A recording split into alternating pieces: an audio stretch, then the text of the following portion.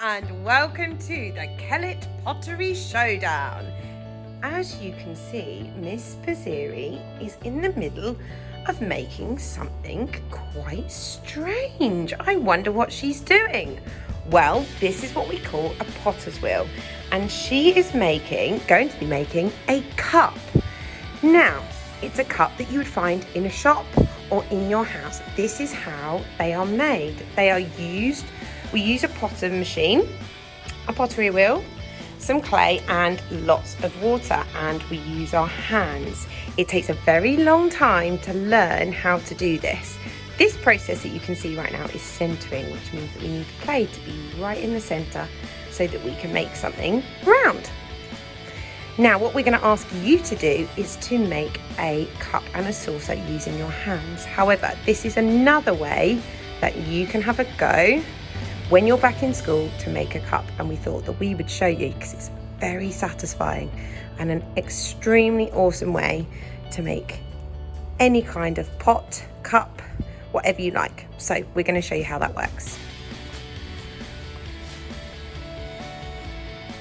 So my clay's in the centre. I put a little bit of water inside so it's not too sticky. And I'm pulling out the walls now to the size of the cup that I would like.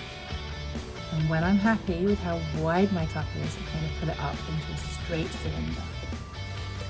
Straight away. Why do you need to put lots of water on, Ms Spizz? Well, there's quite a spin on this wheel. And what happens is if the clay is dry, it gets hot and it sticks to your fingers. Not in a sticky way, it just won't move properly. So you don't end up with a very nice shape. So I've put water inside. And now the sides are nice and slippery. See, so now where I am, my pot is a nice shape. It's very thick and it's a bit short, isn't it? Yeah, not really looking like a cup at the minute, Not Miss. quite like a cup. So I'm now going to pull it up and get some of the clay a bit thinner so that it's a nice shape for a cup.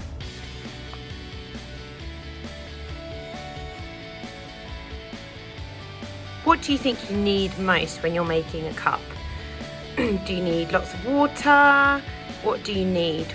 So you need... Well, if I were making a cup for my house, I would think about what I didn't already have. So I'd think, do I have something special and arty? Maybe not. Do I have something huge and big for a huge cup of hot chocolate? Or do I have a small cup for my mum's coffee? Or something that somebody needs? First of all, I'd work out what I needed, and then I'd work out what it would be the most fun to make. So I can see you're being very patient and taking your time. I'm taking my time, taking some of the water out of the cup now because I want it to be soggy. I want it to dry nice and evenly. And I'm also looking for my special tool, which means that I can trim the top and make it nice and straight. Oh, that looks a bit dangerous. What's that? This is a needle tool. It's a little bit sharp. There we go. Ooh, that's very satisfying there. Taking off the top. And then I'm going to take this off the wheel and let it dry. And when it's dry, I'll be able to give it what we call a trim.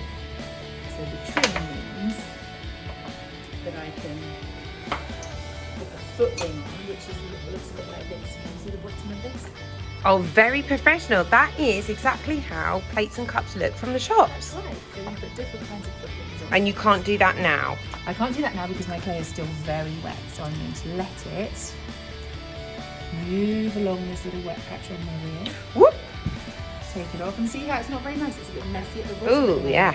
When it's dry in a day, I'm going to trim it and make it into something a little bit more stylish. And I'm also going to make it a handle and put it on here. And I thought I might make a saucer too. So it's like a posh coffee cup. So how long do you leave that for until we can take off those horrible looking bits at the bottom? I leave it for a whole day and it'll feel a little bit like cheddar cheese. Oof. So when it's feeling cheddar cheesy, it's ready for me to trim in that foot ring. And we call that leather hard, do we? We call that leather hard, that's right. Ready for a saucer? Ready for a saucer, let's do it. So saucers are a little bit different.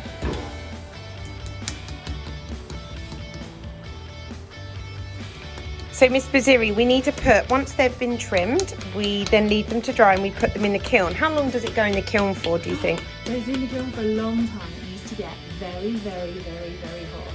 And then it needs to be so hot, over 1,000 degrees, that it takes a long time to get warm and a long time to get cool again. So once it goes in the kiln, it stays there for 2 days.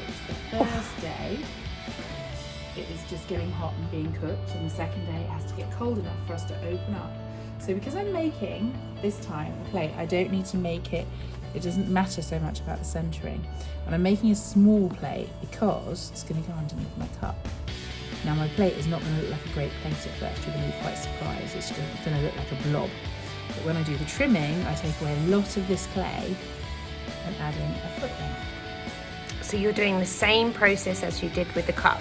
That's the centering part. I'm centering, but a plate is actually very easy to center because you just put it down in the middle, and then I'm just making it flatter. You've got very messy hands there. Oh, Does it yes. feel nice? It's lovely. It's all muddy and wonderful, and it's a little bit like playing in the mud when you're small. So I'm doing this little plate, pulling this out, looking at the size of my cup, and you see a little bit bigger than my cup. And I want it to have a little bit of an edge here. I'm just going to put my finger under there, and then I need to flatten this out gently and make it nice and even. There we go. Oh, looking good.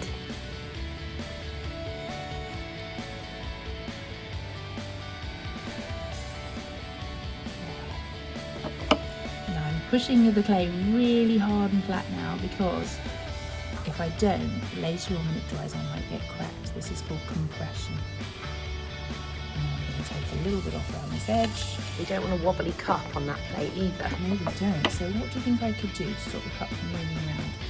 You could put a little space that's designed for the cup in here, but I'm going to wait until it's trimmed and it's a little bit drier to do that, so I can make sure it's exactly the right size for my cup. Let's make that edge a little bit thinner.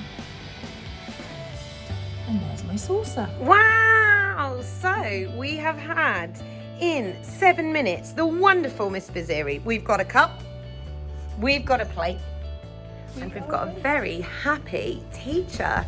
We miss you very much in the art room. We hope you've had a little bit of an insight as to how you make a pot using a wheel. Now it's your turn to have a go using only your hands. Enjoy!